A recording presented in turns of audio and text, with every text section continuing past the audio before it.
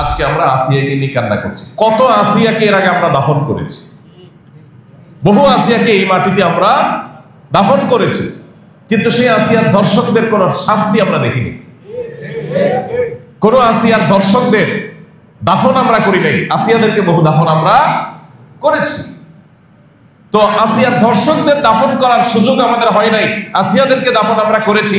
কয়দিন কাঁদবো, আবার আরেক আসিয়ার তৈরি হবে, আবার তাকে দাফন করব, আরেক আসিয়ার তৈরি হবে। সমাধান হবে না। সমাধান হতে হলে আল্লাহর শরিয়ার পথেই আপনাকে আসতে হবে। সেটা আজ হোক আর দুদিন পরে হোক, আজ হোক আর দুদিন পরে হোক, বিকল্প কোনো পথ খোলা নাই।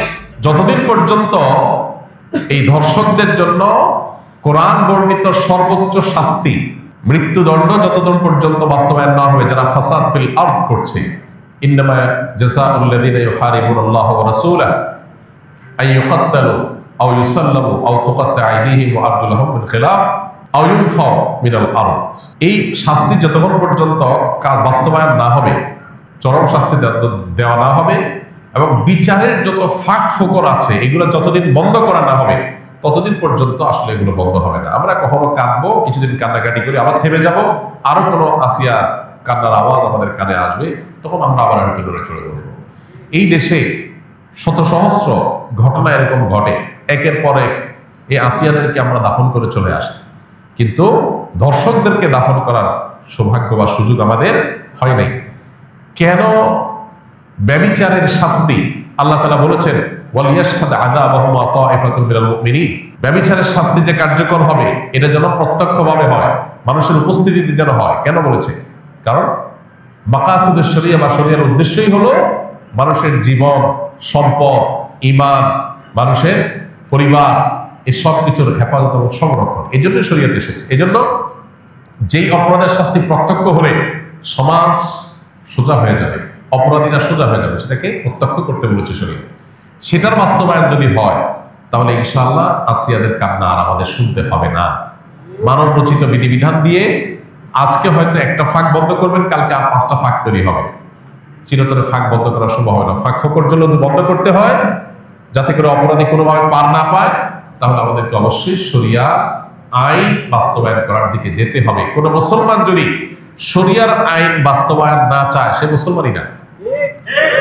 আপনি যদি বলেন যে আমি শরিয়া চাই না, শরিয়া দ্বারা শাসিত হোক আমার দেশ বা আমি নিজে এটা চাই না, তাহলে আপনি নিজেকে মুসলমান দাবি করার কোনো নৈতিক অধিকার নাই। শরিয়া এটা শুধুমাত্র চুমু খাওয়ার জন্য আসে নাই।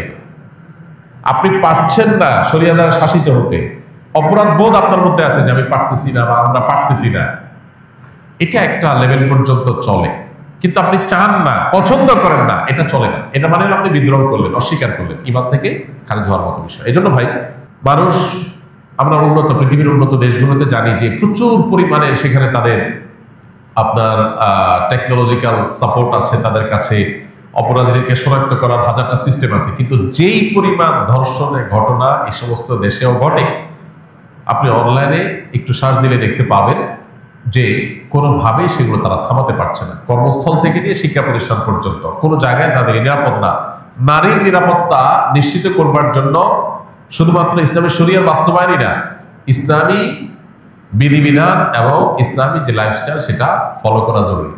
আপনি পর্ন সাইটগুলো সব ওপেন রাখবেন, এই পর্ন সাইটগুলো সব ওপেন রেখে সমস্ত আজে বাজে আর্টিকেল, সমস্ত উপায় খোলা রাখবেন যেগুলো দিয়ে মানুষের মধ্যে যৌন আকাঙ্ক্ষা পশুত্ব জেগে ওঠে। এরকম হাজারটা রাস্তা খোলা রাখবেন।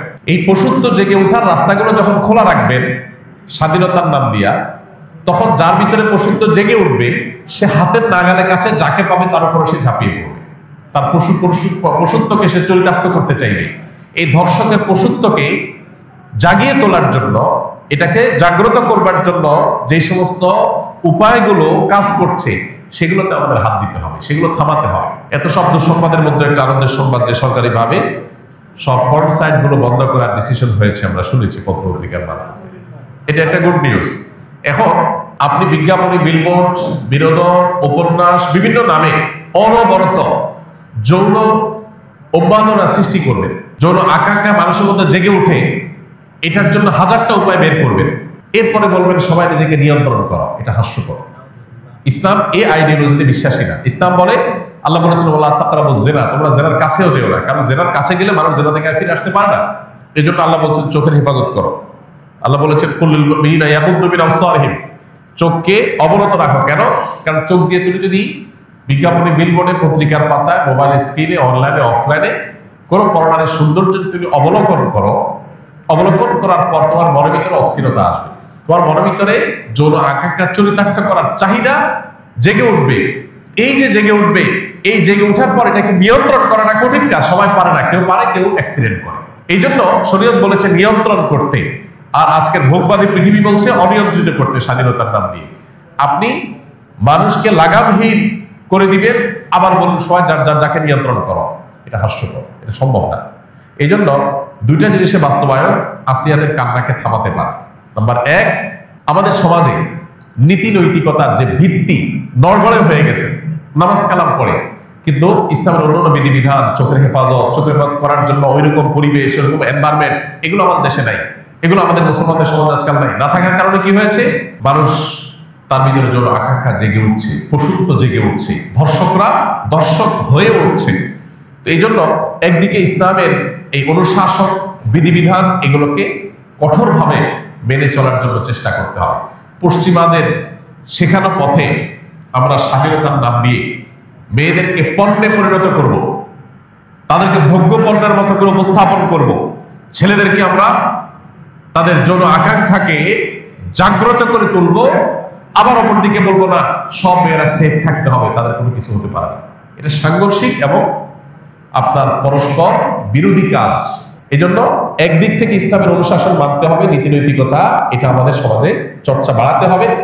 আর অপর দিকে এ ধরনের অপরাধকে সংগঠন করলে তার জন্য কোরআনের দেওয়া সর্বোচ্চ শাস্তি প্রকাশ্যে বাস্তবায়ন করতে হবে।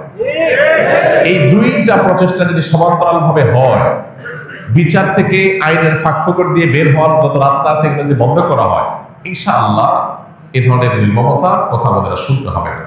আল্লাহ আমাদেরকে সে সুদিন দান করুন। আমরা যেন এই সমস্ত অনাচার, এই সমস্ত অবিচার, এগুলো থেকে আমাদের সমাজটাকে মুক্ত করতে পারি, সেই তৌফিক আল্লাহ তাআলা দান করুন।